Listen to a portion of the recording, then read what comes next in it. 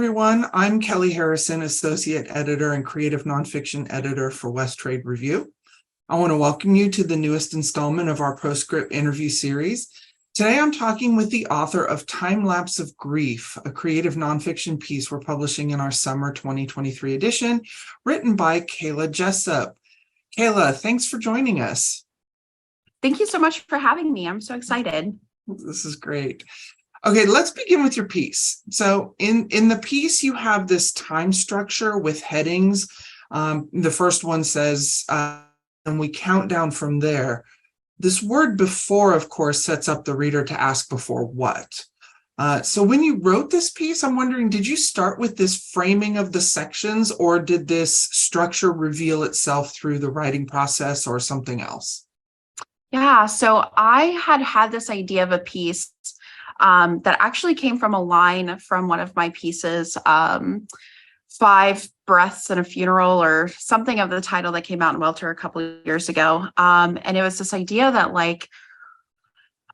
here I am in my mother's funeral, and then thinking about something that my grandmother said was like, did we miss something? Were the signs there that my mother was going to die? And I was thinking about, well, yeah, there were signs, and then I'm thinking about when somebody dies, there's these moments in your life where you think of, here I am beforehand when they're still alive, and then the moments after.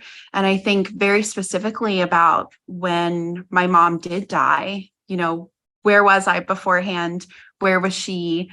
And I think that really set up the structure, going from that one line and then thinking about, well, how far back do I go? And just very clearly, I remember this 3.5 months before where we were, and it kind of just went from there. Yeah, I think it works really well for the piece.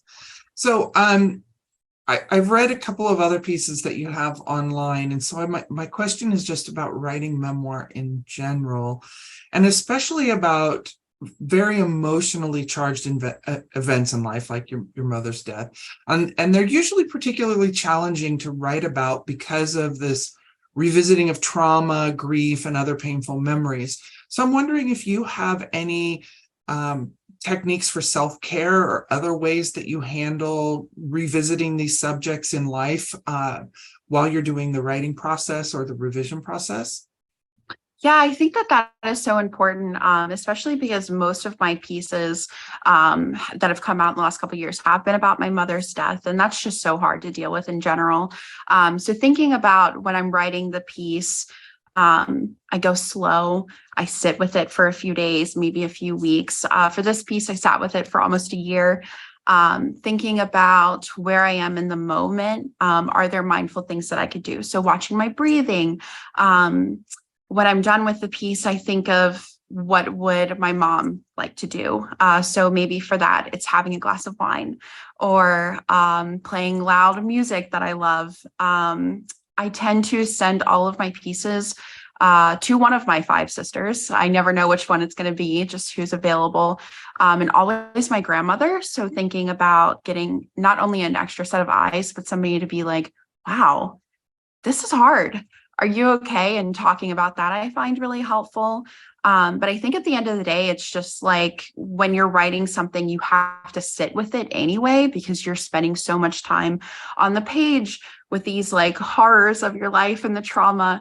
And I think when I'm done with a piece, I like to sit with it, think about, these are the things that I'm feeling after I wrote it, and compare it to how I felt during when I'm writing it. And I find that I feel kind of good. I don't tend to, there are pieces, of course, that I cry, and I've cried reading this one and writing it.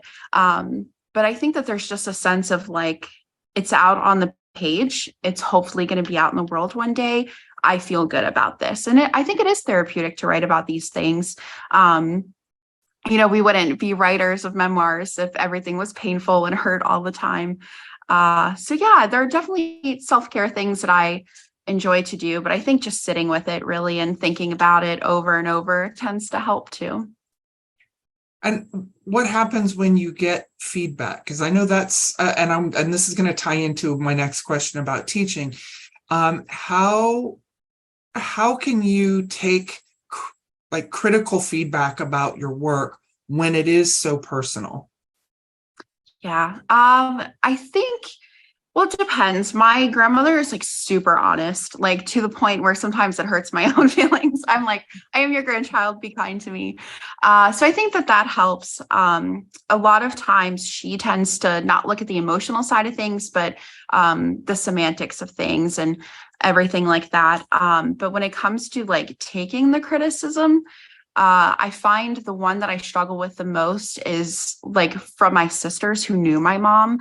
And I'm not always writing pretty things, you know, it's not always glorious and the good moments. I write a lot about the bad too, because no perfect or mother is perfect, you know, no person or is perfect. So thinking about those things, I tend to get kind of flustered in the way that like here I am opening up myself as an unreliable narrator, because that's what nonfiction is. We're unreliable in the sense that everybody experiences something different. So I've been very grateful that my family is kind about, oh, well, I see this differently than how you wrote it, but still resonating with the piece and being there for me. I find it harder when I beat myself up about the constructive criticism. You know, I tend to go into a piece, I'm like, oh, this isn't good. Nothing in this piece is working. Let's scrap the whole thing. And then I think like on an emotional front, maybe I'm being too mean about my mom in this situation, or maybe I'm overlooking something. So I think that when it comes to taking constructive criticism, the best thing you can do is say, no piece is perfect. Nothing's ever going to be great.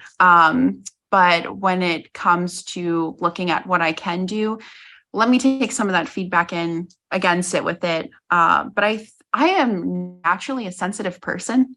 I've always been called sensitive. So sometimes I'm like, I will get back to you about what I think about your feedback in a few days when I've cried about it. And sometimes that's just all it is. Yeah, sitting with the time. So I noticed that most of what you spoke about there was content, and especially from family members who share the experiences with you. And of course, everything's subjective. So maybe like you said, sometimes they'll say, well, that's not how I experienced it, which is perfectly valid. So now I kind of want to go into the teaching of writing things, because there's also craft elements. And so I'm wondering if you respond a little differently to the content and people giving you feedback about the content there, like your siblings, versus maybe other writers or writers in a writers group giving you feedback on the writing itself. Is there any difference? I do think there's actually a lot of difference. For me, I have a master's degree in writing. I'm working on my MFA, so I am in a lot of writing workshops. I also have a mentor who I rely on quite frequently to talk about things. And I would love for somebody to tear apart my craft. Tell me how this piece isn't working, how it is. You don't like the time lapse? Great, let's try something new. I tend to be less vulnerable about that because I'm very like receptive to the fact that you could write a nonfiction piece 16 different ways and you're always going to get a different meaning out of it. What meaning is going to stick and what's the one that's most profound? That's the best one. That's what I want to find. And I want somebody to be honest with me about that. Yeah, I actually love that. That's like one of my favorite things. I think that my family doesn't, because nobody else is writers in my family, they don't get that side of things. But yeah, also as a teacher, as an English teacher, in the college level, I deal a lot with, wow, this is working well. It's not great. Let's fix it. So coming at my own process of revision as a teacher and thinking about how I read student work all the time, kind of desensitizes myself to it. It makes me excited for the revision process, which is probably one of the worst parts of the writing process too. So yeah, in the piece you have a student who's struggling to write about their own mother's death. And I've also taught writing for many years, and I think teaching creative nonfiction is perhaps the most challenging emotionally when it comes to the content not just of what you are writing as a nonfiction writer, but also the material that you're reading and workshopping in your classrooms. We do have a lot of our audience who are also instructors. And so I'm wondering if you have set up any guidelines for yourself or for your class. And I don't necessarily mean in terms of trigger warnings. I mean in terms of self-care and focusing on the craft. And like you said, really looking at the writing more so than the content itself. Yeah. I always tell students if we're in a workshop or just a composition class, I'm like, write your heart out, write it all out. No matter where you are in your process, where you think you want to be, just write. And I really follow that with myself too. No draft for me is ever like a full draft. Usually it's like a sentence, I'll leave it, I'll come back, add to it, erase, those kind of things. When it comes to self-care though, I do, as most of us who are teachers, deal with a lot of student essays that are emotionally challenging. And I always ask the student, like, how did you feel while writing this? No matter how you felt before you got on the page, how did it feel writing that? Let's talk about that. Let's dissect that. And then after, what did you do? Obviously you turned it in, but what did you do for yourself? And I find that I take a lot of those things that students do. Whenever I had a last workshop a couple semesters ago, a student told me that every time they finish an essay, they go and sit on the beach. And now I've started doing that when I can, because I actually live at the beach. So I'm like, oh yeah, let me go sit and just do nothing and stare at the waves and think about this piece that I just turned in. So I think that there are a lot of things that writers can learn from each other, and specifically like professors learning from students who are writing these things, because we've been writing for years and a lot of these students are new writers, and then learning like, oh, how do you come out of this still standing when you wrote this incredibly emotionally charged essay, So yeah, I think that there's a lot to say about reading student work in general. And I feel like in this piece, the student work that I read was really fresh because he had been a first-time creative nonfiction writer, and hard for the both of us because I think his mom died like 10 years before he wrote the piece, and I had read it 4 days after my mother's funeral. So thinking about saving some of the hard essays for last, which I did save his for last in terms of my grading and my feedback, which is fine, it happens. Yeah. And I think you did something that I would have done as well. Said, okay, I know that that's coming and let's put that at the end. It is a little hard sometimes to give constructive and encouraging feedback as an instructor when, one, if the piece is really rough, very first drafty, but also when that students have not cultivated the same sort of response that you have, right? That this may be the first time that they've put their emotions on the page. They're not seasoned for getting that kind of critical feedback on their work. And I think that's one of the things that teachers always struggle with. So I know I do. So maybe I'm projecting a little bit there, but I'm wondering if you have any insights there on giving feedback, not just to students, but to fellow writers in your workshop. We do have egos. So how do we do that? How do we engage in the craft of developing a piece like you did here with the time lapse of grief? Yeah, I think it's definitely hard when we think about like, no matter what you say, somebody could take it to hard and it hurts their feelings. And I never want that, not as a student, not as a fellow workshopper, not as an author myself. So I always brace or prepare somebody with positive stuff first. I'm like, wow, this is working really great. This is amazing. Keep this. And then I frame my ideas for like, maybe this isn't working well, as in things to think about in revision. So you don't have to change anything I'm saying. I'm not saying that this is awful, but I'm saying when you go into revision, think about this. Never do I want somebody to think that I'm like, you need to change your piece, because your piece might be working for you. I am one single person. I don't know everything, so thinking about that. So when you frame it positively, giving somebody the positive first, they have some cushion for what could be considered a blow. And when you think about in revision, think about this, you really don't have to change anything. Just when you go to change the sentence around, think about it. What did that person say? Is this going to work? Recently in a workshop, I had told somebody, I think that in revision, you should consider changing your structure around, flip your entire essay upside down, go from there. So take what you have as the ending, put it as the beginning. And I said, this may not work. You may get in there and it might be the ugliest thing you've ever seen. It changes everything. That's fine. You tried it. That's all that matters. That you're actually trying something. And I mean, I hate things that I do sometimes. It happens. It's part of the writing process. And the writing process is never easy. So why not challenge yourself in a good way?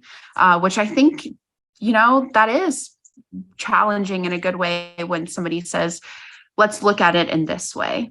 Because you're not saying, oh, no, don't do that. You're like, oh, you could try that. If it sucks, it sucks. You don't ever have to do it again. Yeah, that's fantastic. Okay, so now I have sort of my last question is a little bit different. And so your piece deals a lot with your mom's struggles with addiction. And there are a lot of really heartfelt moments there.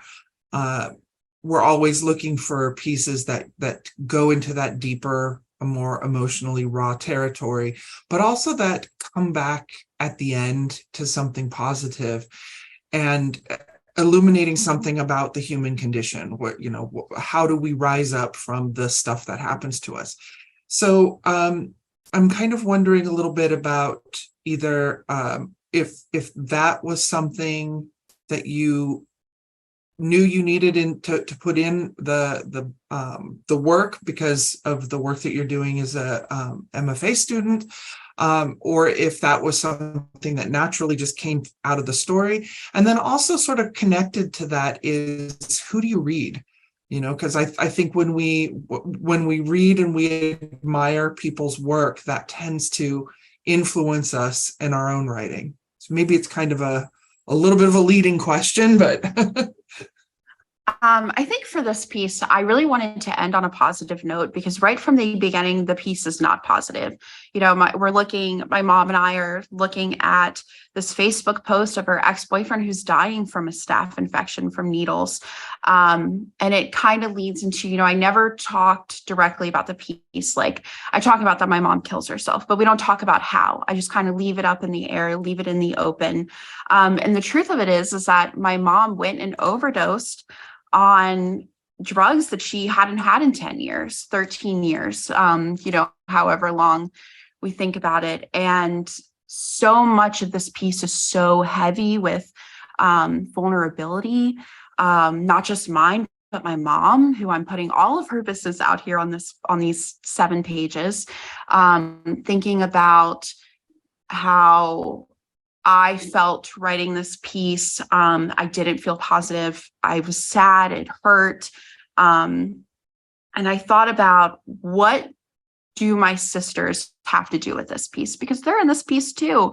And I just really thought, when right before I left Maryland to drive back, we're just sitting on the sofa, and it's like this just profound question that my sister asked: where do we go from here? And I don't know, where does anybody go after this profound loss? And I think we go downhill a lot, like it's so hard to lose somebody. But there's so much positivity and goodness that came out of my mother's death. Thinking about how much I grew as a person and watching my sisters grow as people. And I wanted the ending to be an encompass of that. I wanted them to come out positive in this whole world of hurt. And then I think when it comes to reading essays, I tend to write lately about my dead mother. So I read a lot about dead moms. I'm really into Tessa Fontaine. I can't remember the title of her memoir, but she wrote it right after her mother died. And the whole book is about like, here I am emerging as this new person because I lost my mom and this is what it looks like. And there's all these silly things in there. And there's like really profound, like, wow, I really miss my mom, but like this crappy thing happened too. And here I am breathing fire because she goes to work at a circus. And I really rely so much on, I think it's, I won't remember the title, but thinking about that, I tend to go back to her pieces a lot. I think Cheryl Strayed is really incredible. But really, I read so much literary magazines that I'm getting a whole bunch of different authors. And I find that I connect more with smaller authors than the big ones, because here you just have some no name, not a celebrity person who's writing about things that are very similar to what I went through. And as a writer, that's all that I ever want. I want somebody who doesn't know me, who has no idea of the things that I went through, but to relate to some tiny aspect of my life. And I think that that's a lot easier to do in smaller essays than books or from celebrities. And I'm not calling Tessa Fontaine some kind of like major A-list celebrity, but in the literary world, she is kind of big. Or Cheryl Strayed, who wrote, a whole memoir that got turned into a movie that started as a little essay. So thinking about those kind of things, I just love reading about people that I don't know. I'm like, wow, I don't know you. We went through something similar. Or maybe we didn't go through something similar at all, but I related to the feeling that you portrayed yourself as having during this piece. And I think that we make such connections with authors when we read their pieces. Like, I don't know you. I have no idea what you would look like if I saw you on the street. But for a moment, we're connected. For the 7 pages that somebody is going to read this piece, I hope that they feel the same way.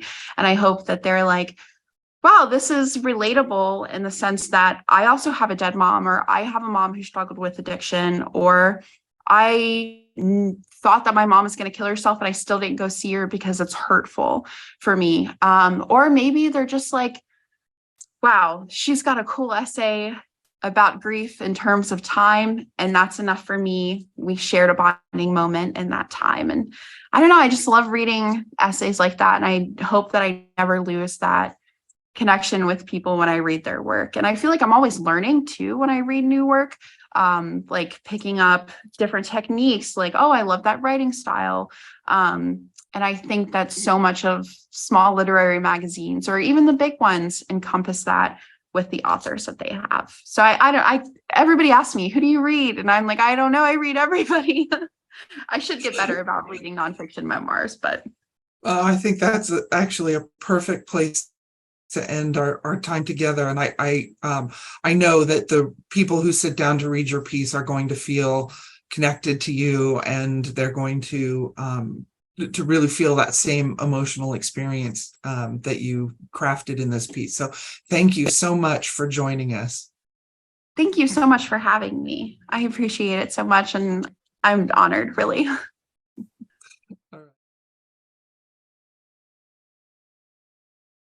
Hello, I'm Kayla Jessop, and this is Time Lapse of Grief. 3.5 months before, I'm in Maryland visiting for my graduate program in South Carolina during Christmas break. My mom and I are sitting in the living room of my great-grandmother's house, the only light in the room being the glow of our phones on our faces, the only sound being the hum of the air conditioner in the next room. We operate the silence by scrolling through social media. We're close in the oil and water, wet cement, and paw prints type of way.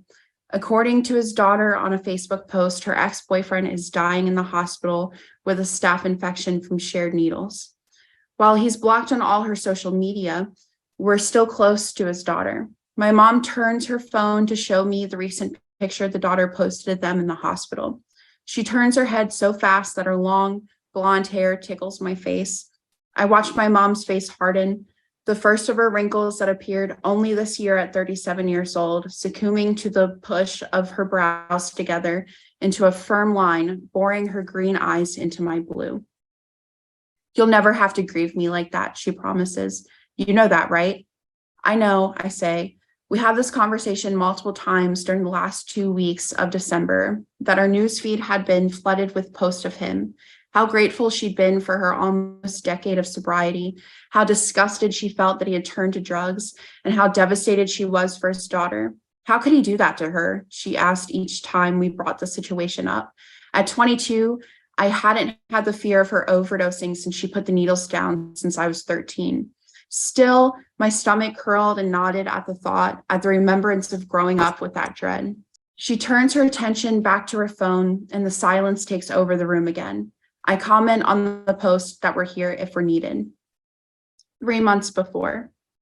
She FaceTimes me while I sit in my posted but rarely used office hours for my students.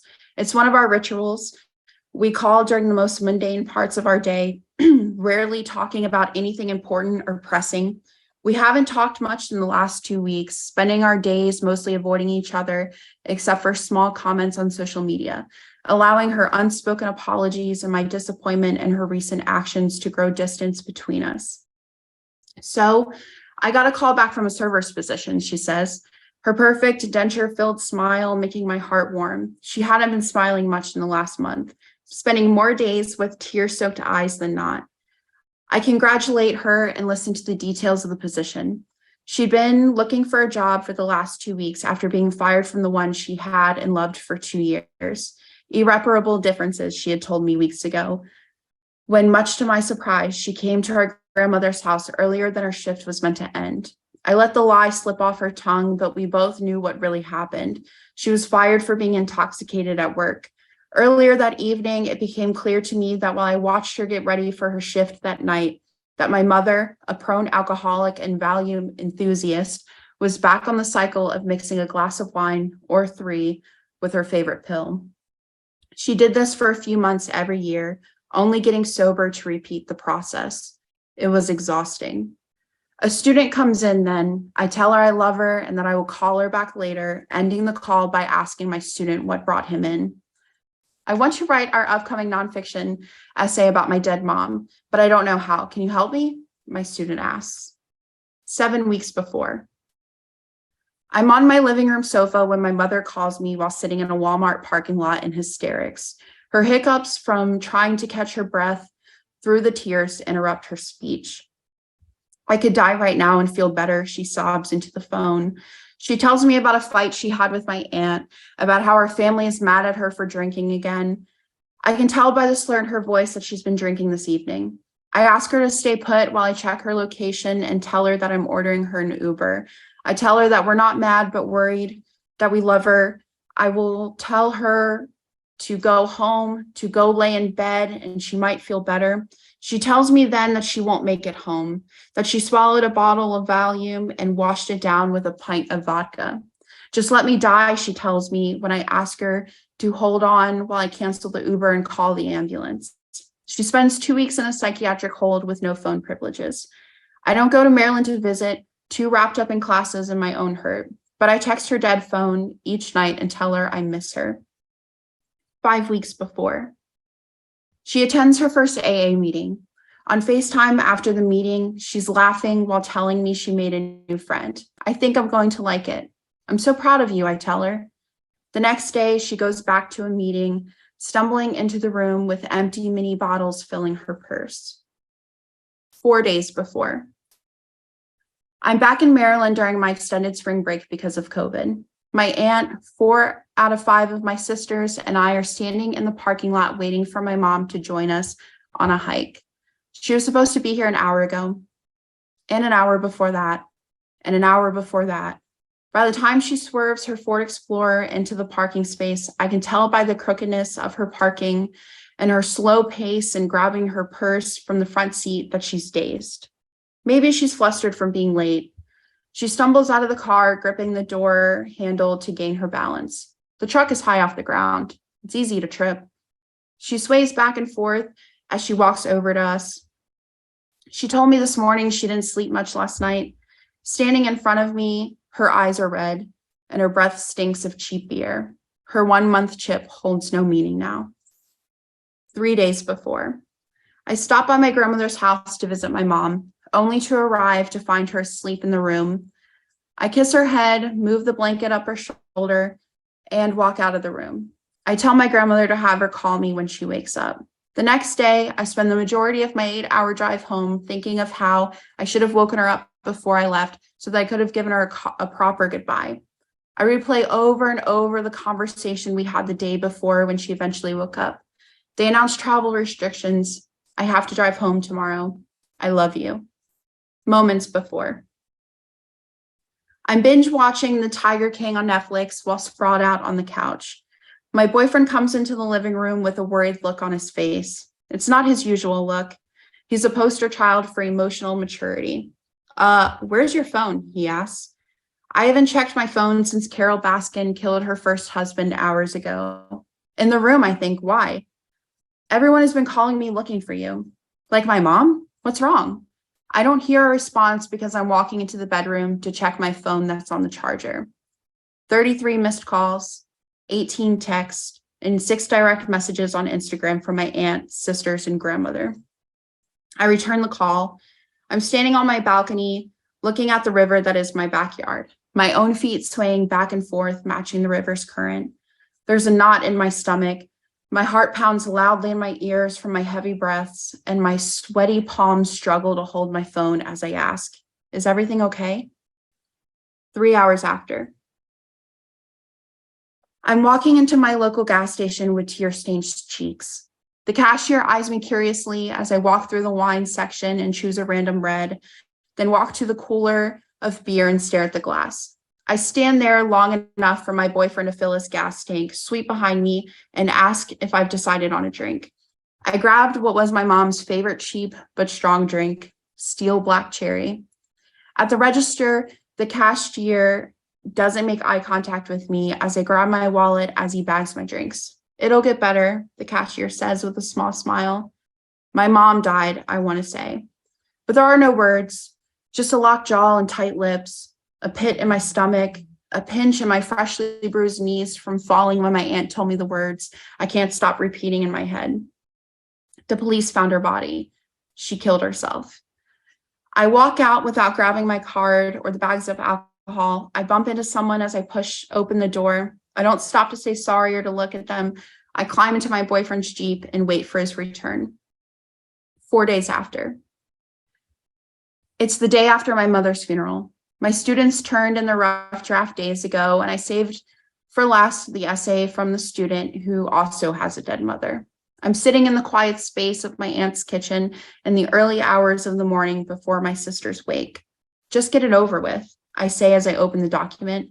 Maybe he wrote about something else. His first words, my mother died on a Thursday. I skimmed the document and graded on completion more than the effort I usually put in by adding in long comments and praise. I haven't shared with my students about my mother's death because the emails of support would be too much to handle.